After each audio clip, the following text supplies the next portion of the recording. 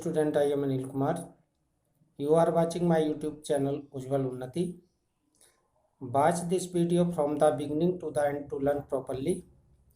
In this video, we are going to learn adjective clause. How adjective clause work in a complex sentence you will learn in this video. Let us start. लेकिन उससे पहले मैं एक बात कहना चाहूँगा, यदि तुम न्यू स्टूडेंट हो इस चैनल पर तो चैनल को सब्सक्राइब कर लीजिए ताकि आने वाली प्रत्येक वीडियो का नोटिफिकेशन आपको मिल सके और इस लॉकडाउन के दौरान आप अपने सिलेबस को कंप्लीट कर सकें। Let us start.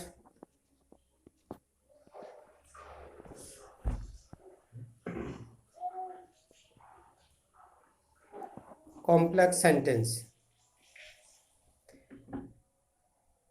Complex sentence has two clauses, independent clause, dependent clause.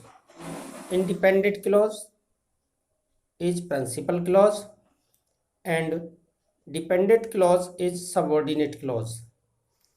You can see a figure, a table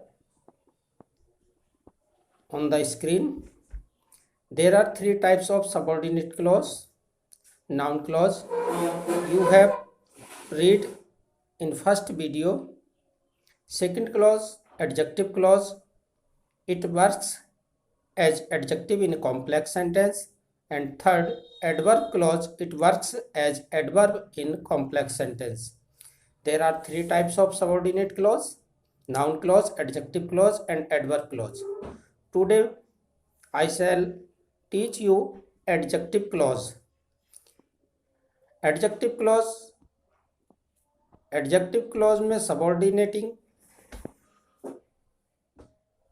clause है और इसमें रिलेटिव प्रोनाउन और रिलेटेड एडवर्ब तो सिंपल सेंटेंस को कंबाइन करने के काम आते हैं। Relative pronoun What is relative pronoun? Who, जो, whom, जिसे, whose, जिसका, which, जो, that, जो, such as, ऐसे, जो. Whom works as a nominative case. Student, in English there are four cases: nominative cases, nominative, objective case, possessive case and vocative case. Nominative case कर्ता कारक, objective case कर्म कारक, possessive case संबंध कारक and vocative case संबोधन कारक. Who is used as nominative case, whom is used as objective case and whose is used as possessive case. Which is used for selection, living and non-living. That is used both of them, such, ऐसे, as, जो. Compound है ये word.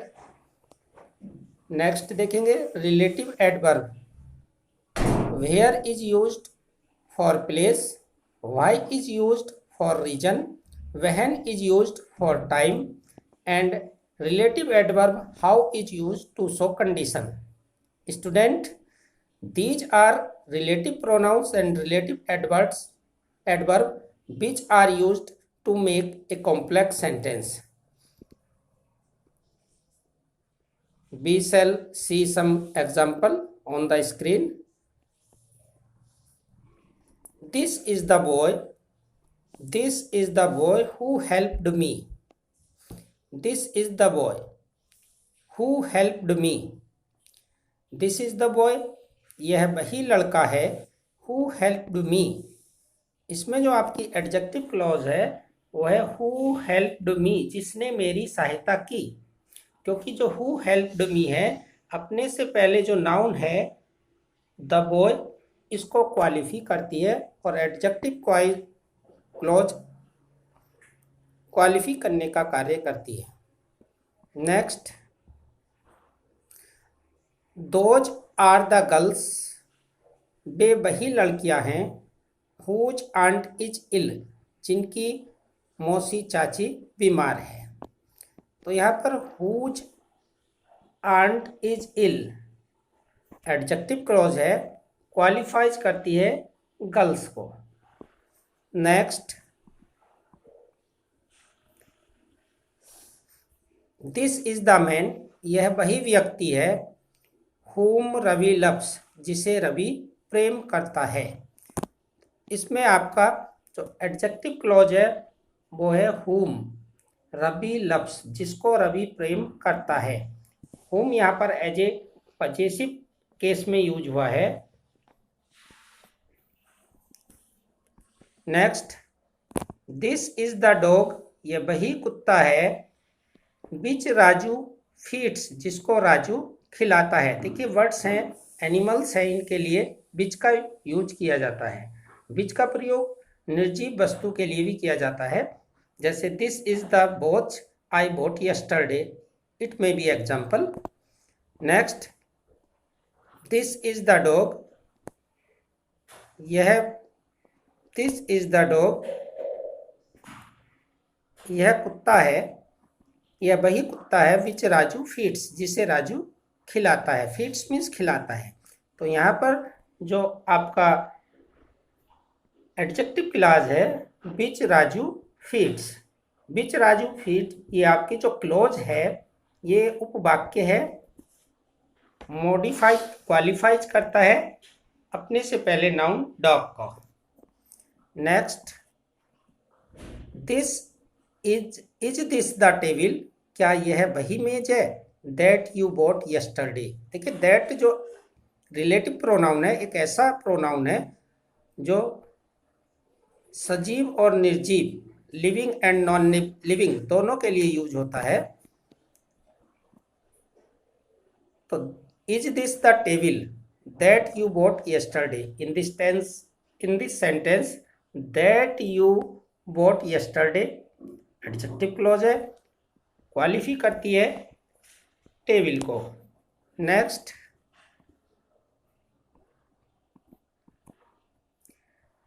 Avoid such voice, ऐसे लड़कों को त्याग दो, as abuse other, जो दूसरों को गाली देते हैं, बुरी बातें कहते हैं। इसमें देखेंगे अवॉइड सच वॉइस, सच यहाँ पर आपका रिलेटिव प्रोनाउन है जो क्वालिफाई करता है वॉइस को। एज यहाँ पर रिलेटिव प्रोनाउन है, ये भी वॉइस को क्वालिफाई करता है। तो सच एज, ऐसे जो, ये आपका रिलेटिव प्रोनाउन है और ऐसे इंपरेटिव सेंटेंस में अधिकांश यूज होता है। सच के साथ एज का प्रयोग किया जाता है। अनेक कॉम्पिटिटिव एग्जाम में ये एरर के रूप में पूछ लिया जाता है। तो स्टूडेंट ये पूरी ही वीडियो हाई स्कूल, इंटर और कॉम्पिटिटिव एग्जाम के लिए इम्पोर्टेंट है, महत्वपूर्ण है, इसलिए स्किप मत करना, बिगिनिंग टू एंड लगातार देखना। Next, show me the room, मुझे वह कमरा दिखाइए, वेयर यू लिव। अब देखिए यहाँ पर रिलेटिव एडवर्ब स्टार्ट होते हैं। Where is used for place, where you live qualify modify room, where you live जहाँ पर तुम रहते हैं, प्लेस शो कर रहा है यहाँ पर। Next, this is the reason, यही कारण है, why he did not come, वह क्यों नहीं आया। Why he did not come, जब भी रीजन है, रीजन के लिए वाई यूज करते हैं, और why he did not come modifies reason, reason is noun. Next, he knows, वह जानता है, ही नोज पहचानता है, द टाइम, उस समय को, वहन राधा सिंग्स, जब राधा गाती है। वहन राधा सिंग्स, जब राधा गाती है, he know the time, he knows the time, वह उस समय को जानता है। वहन राधा सिंग्स, वहन राधा सिंग्स एडजेक्टिव क्लॉज है और मॉडिफाइज करती है टाइम को, टाइम के लिए वहन यूज करते हैं। Next, this is the way, यह वही तरीका है, वही मेथड है। हाउ ही सॉल्व द सम, जैसे उसने इस सवाल को हल किया। तो जहां पर भी व्हाई आए वहां पर रीजन शो होता है, जहां पर बहन आए वहां पर टाइम शो होता है, जहां पर वेयर आए वहां पर प्लेस शो होता है, लेकिन जहां पर हाउ आए वहां पर कंडीशन शो होती है। तो हाउ ही सॉल्व द सम यानी कि मेथड या तरीका बता रहा है। तो वे जो है अपने आप में यहाँ एक नाउन है। दिस इज द वे, यह तरीका है। हाउ कैसे, he solve the sum, how he solve the sum adjective clause which modifies the way. Next, try to avoid the man who waste time। देखिए यहाँ पर बहुत इंपॉर्टेंट सेंटेंस है, ये दो तरीके से बन सकता है। यहाँ सच का प्रयोग करके भी बना सकते हैं, लेकिन अवॉइड से बना सकते हैं क्योंकि दो वर्ब एक साथ इंपरेटिव में यूज नहीं होगी। एक इन्फिनेटिव है यहाँ पर। Try to avoid the man, ऐसे लोगों को त्यागने का प्रयास करो। हु वेस्ट देयर टाइम, जो अपना समय बर्बाद करती हैं। हु वेस्ट देयर टाइम, ये आपका रिलेटिव प्रोनाउन से जुड़ी हुई है और मैन को क्या करती है, क्वालिफी मॉडिफी करती है। तो try to avoid the man who waste time, जो अपने समय को बर्बाद करते हैं। इसको सच और ऐसे इस प्रकार बना सकते थे। Avoid the man, avoid such man, ऐसे लोगों को छोड़ दो। एज वेस्ट टाइम, जो अपना समय बर्बाद करते हैं। Next, everyone loves the boy, प्रत्येक व्यक्ति उस लड़के को प्यार करता है। हु स्पीक्स द ट्रूथ, जो सत्य बोलता है। तो हु स्पीक द ट्रूथ, यहाँ पर आपका एडजेक्टिव क्लॉज है which qualifies boy. Next, that is the girl, यह वही लड़की है। Who won the race, this is the girl, यह वही लड़की है। Who won the race adjective clause, who won the race adjective clause qualifies girl, यानी कि पूरी एडजेक्टिव क्लॉज अपने से पूर्व, अपने से बिफोर जो भी नाउन है उसको क्वालिफाई करती है। नेक्स्ट, अब देखिए कुछ सेंटेंस दिए हैं, यू हैव टू ट्रांसलेट। आपके ट्रांसलेशन चैप्टर में भी ये न्यू स्टाइल में दिया हुआ है, इसको ट्रांसलेट करते चलते हैं। यह वही लड़का है जो कल यहाँ आया था। This is the boy who came here yesterday. Next, यह वह लड़का कहाँ है जिसको कल तुमने बुलाया था। यदि पहला सेंटेंस क्वेश्चन वर्ड से है और दूसरे में नहीं है तो आपको क्वेश्चन मार्क नहीं लगाएंगे, इंग्लिश में नहीं लगता क्योंकि अगला पार्ट असर्टिव बन जाएगा कॉम्प्लेक्स में। यह वह लड़का कहाँ है जिसको कल तुमने बुलाया था। तो where is the boy, the का प्रयोग वह के लिए करते, वही के लिए करते, यही के लिए करते। This is the boy, the where is the boy, वह लड़का कहाँ है। हुम, जिसको, जिसको के लिए हुम यूज करेंगे, जो के लिए हु यूज करेंगे, जिसका के लिए हुज यूज करेंगे। हु जो, हुज जिसका, हुम जिसको। Where is the boy whom you called yesterday, whom you called yesterday। Next,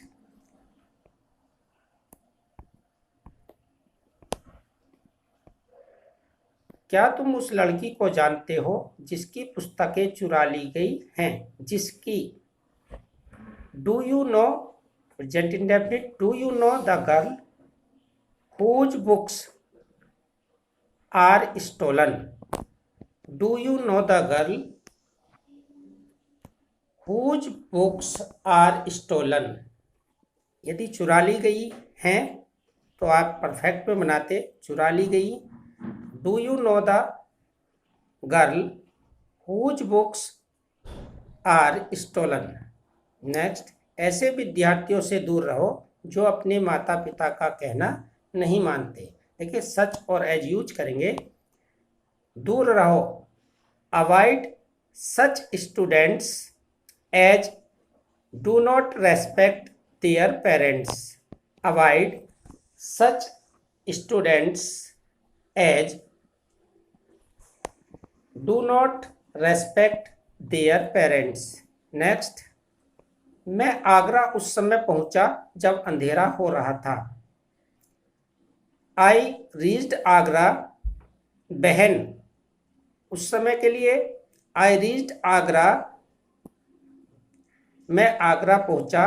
the time उस समय, वहन टाइम के साथ वहन यूज करेंगे, वहन इट वॉज गेटिंग डार्क, अंधेरा हो रहा था। It was getting dark use करेंगे। I reach Agra the time when it was getting dark.